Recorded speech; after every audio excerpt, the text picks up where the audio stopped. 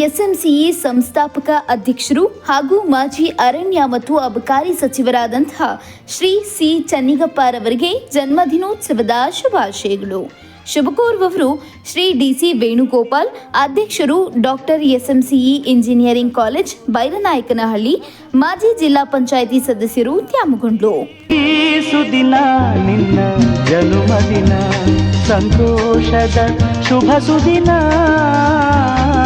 ಈ ಸುದಿನ ನಿನ್ನ ಜನ್ಮದಿನ, ಹಳೆಯದು ಮರೆಯಲಿ ಹೊಸತಿನಲ್ಲಿ, ಈ ಜೀವನ ನಲಿಯಲಿ ಹರುಷದಲ್ಲಿ.